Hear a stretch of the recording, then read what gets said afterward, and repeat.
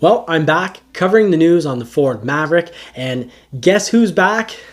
Winston's back.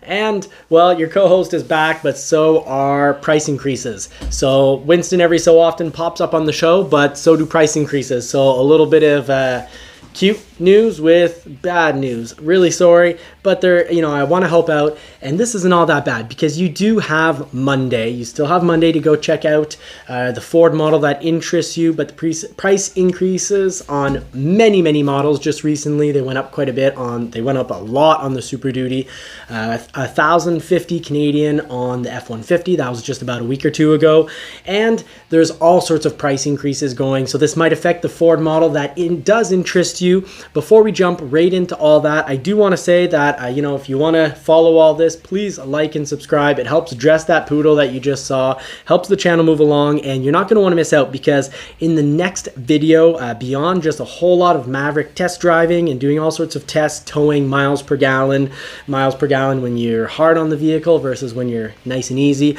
but more importantly, we're going to be talking about delays on the Maverick. I want to talk about if they make any sense at all. So we did cover that in The Farce Awakens, episode 7.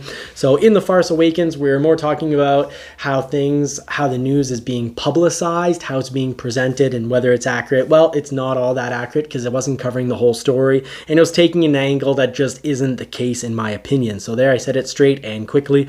But we're going to also be talking about, whether Ford, in really planning out with all their manufacturers and suppliers, with planning out how many Mavericks they'd sell, did it make any sense at all? Is it fair that we're waiting these long delays? So we're going to be talking about what's causing those delays, if those delays are fair. So we're going to look at, Honda Ridgeline sales numbers, because that's a unibody truck. We're going to be talking about 2x4 truck sales versus 4x4 truck sales versus full frame truck sales of a smaller truck. So we'll be talking Ford Ranger sales. So we're going to look at that sales volume to see really, was it fair that they assumed they'd sell a certain number. Obviously, they've sold way more Mavericks, and that has actually been quite a bummer, causing quite a bit of problems. But we're going to be talking solutions, how you can get your Maverick sooner. But for now, let's just keep it at this important flash news, because you've got not just until Monday. Don't worry, you don't have to go shopping on a Saturday. You have until Monday night, whenever your local dealership or whatever dealership you're going to go to closes, to go secure the current deal. So let's talk about those price increases, because the Maverick is affected. But let's go model by model. We'll get to the Maverick quick enough. The Bronco Sport. So a Bronco Sport 2022, the base model, it's up $1,000. So the price increase is going up 1,000 Canadian. So we can figure it'll be the same or a little less in US dollars. The Big Ben, $1,300. Big price increase there.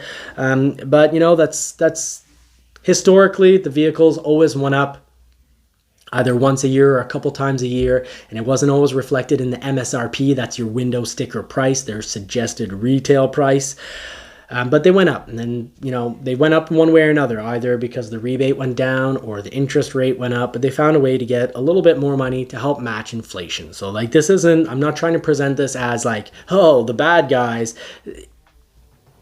This happens with time, no matter what kind of business you're running. It's not just the automobile business. So you've got the Copilot 360 package going up $300, and you've got the Outer Banks and Badlands package going up $1,200. Let's carry right along. Escape, 2022 Escape. You've got the S, the SE, and the SEL, either the 1.5 liter as well as the 2 liter, which is only available in the SEL. That's going up $100. So wow, that with all the inflation that's going up, that's nothing.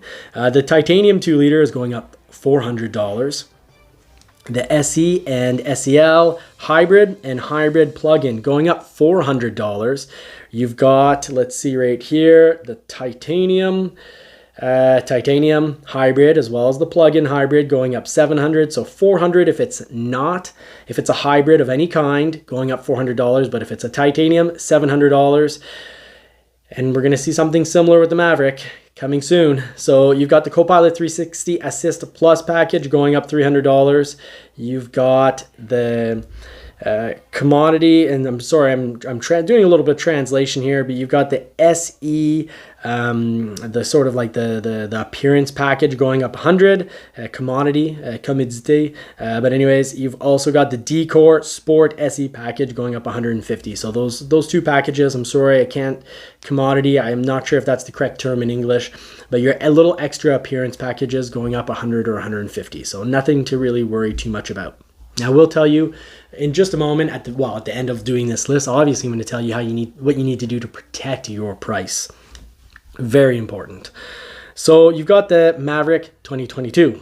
That's probably why a lot of you are watching the channel. So, let's jump right in. Pedal to the metal, you got the XL, the fully hybrid XL model. It's going up $1,000 Canadian. So you can expect to find out probably in March.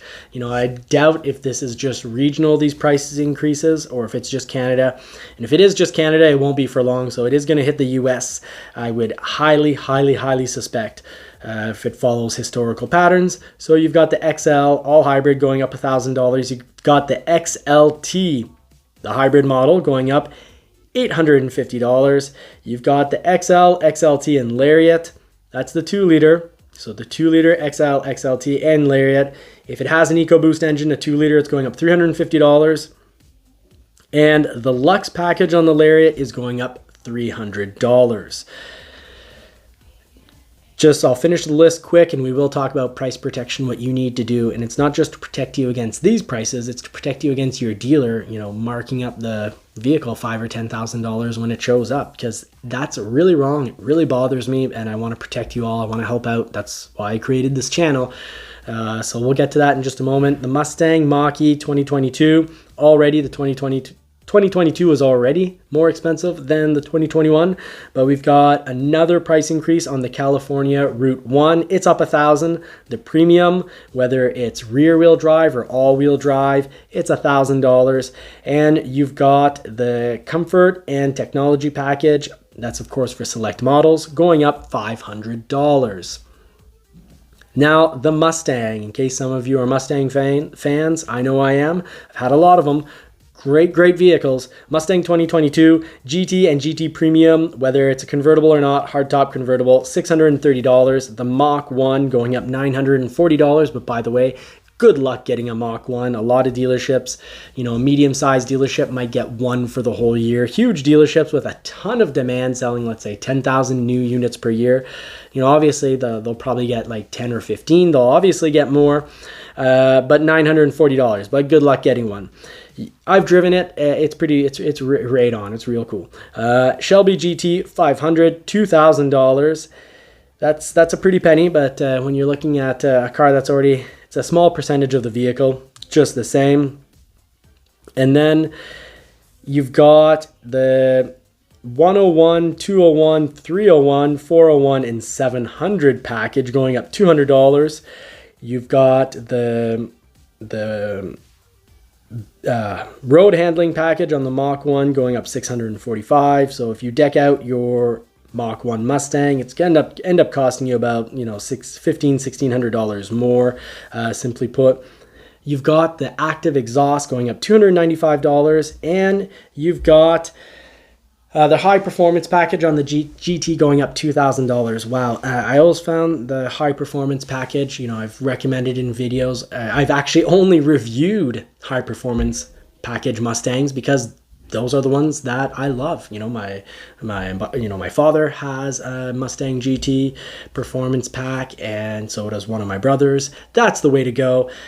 Always told them that, hey, make sure you get that. That's the deal. But now it's going up $2,000. So maybe I should have kept my mouth quiet and not been saying it's such a great deal. Clearly, Ford caught on.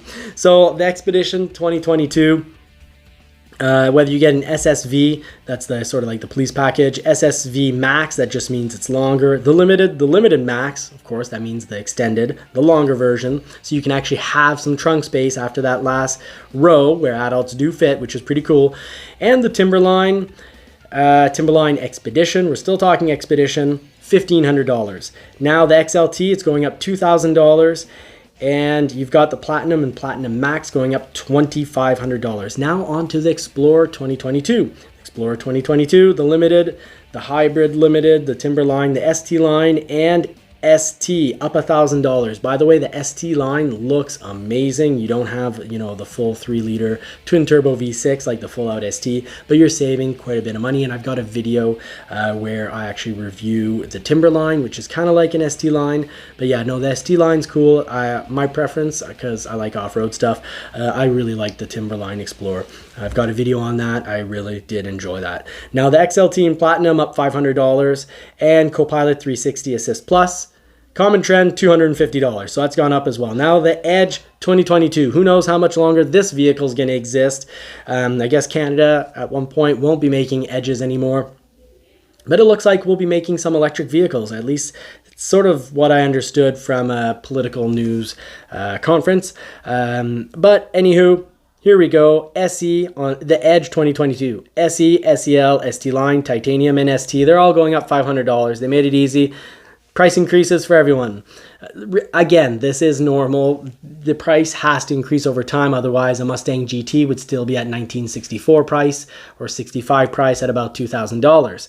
Now, you've got the Equipment Group 301 and 401. That's going up $300. And you've got the Copilot 360 Assist Plus going up $300. Now, these prices have gone up, and obviously dealers showed Ford that you can get more. So thank you a lot, dealers selling over suggested retail. But what can you do about dealers that are going to try to get more than retail out of you? Well, first of all, you need a signed agreement, a purchase offer. And it's not your signature. A lot of dealers, they're going to get you to sign off on your order sheet just to show that they have proof that that's what you wanted. So when it shows up, if you forget that you asked for 3 options and you're like, no, I didn't want that. That's not how I ordered it. Well, they've got your signed sheet to be like, yeah, that really is how you order it. So that's to protect them, but it's not to protect you.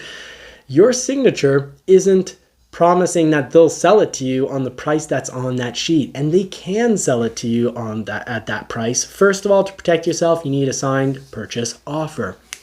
Now, to get them to actually pay that price, they can get it at Ford. A lot of manufacturers, you order a vehicle and they say, well, the price will be what it is when it comes in. We can't price protect. But at Ford, you can price protect. You need to go into the Vincent Plus program, and dealers should know how to do this. And if not, they can talk to their rep. But anyways, they do claim. So they need to manually, because the vehicle these days, they're always seem, with the delays that are going on of, 3-6 months and sometimes more, the window sticker of the vehicle is going to get printed off at the price that the vehicle is. For example, your Maverick, if it gets, built in mid-June, early June, it's going to get a window sticker, and it's going to be based on the June price. When it shows up, all the bills are going to be the June price, but the dealer just needs to go into their system manually, force the change with the correct price of when you ordered, and if they don't do the application properly, yeah, they're probably going to lose. They will lose money, and in the case of the Maverick, they might actually lose the entire profit margin on the vehicle. So that will be really unfortunate for them. But if they do the application properly, they're going to get the money sent back to them from Ford, because Ford does allow price protection, meaning you get not just the suggested retail, but also the interest rate of when you ordered. Now, there is an exception to this. I have been telling people to go, if your dealer does allow you to kind of get on a list and, pick out your Maverick now, vehicles that are, sold out, guaranteed. If you get, if you get a price for a 2022, but Ford has said it's sold out, when it comes in as a 2023, there's no way you can protect that price. The price you will get is the promotions going on in the first month they start accepting orders, which, let's say, whether it's June, July, or August, should be August 16th, apparently. So whatever the promotions are in August, and because if they start taking orders in mid-August, I wouldn't be surprised if that's without any pricing. Maybe pricing will be available in September, but right around that time period, you'll go on the Ford website, find out what the price is, note it, contact your dealer, and make sure that they get you a purchase offer now, because that's when they're going to be putting in your order, and your order actually gets accepted from the factory. Well, when it gets accepted from the factory, they need to keep that paperwork that they print off, and ideally, please get a signed purchase offer from them. So that's in the case where if you bought, out. Now, if you bought after those deadlines, what are those deadlines? Well,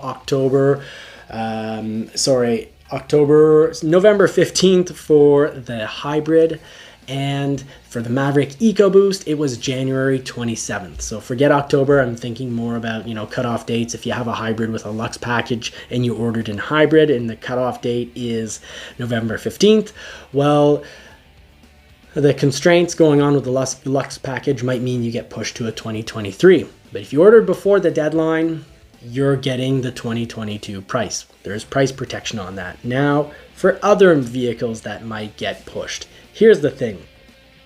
If you currently order an F-150 or a Bronco, and through really bad luck, you do get pushed.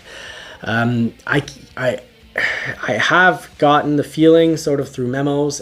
My understanding is there's no guarantee that there'll be price protection for vehicles that get pushed onto a 2023 model. But it should be the case for the Maverick if you met the deadlines. But, as of the new 2022, the new year, it looks like price protection on vehicles that do end up getting, if they're ordered, let's say in January, if they do get pushed, I don't know if the price protection will continue. So that's a story I'm going to follow really closely. I know for the Super Duty or the Transit, definitely no price protection from my understanding.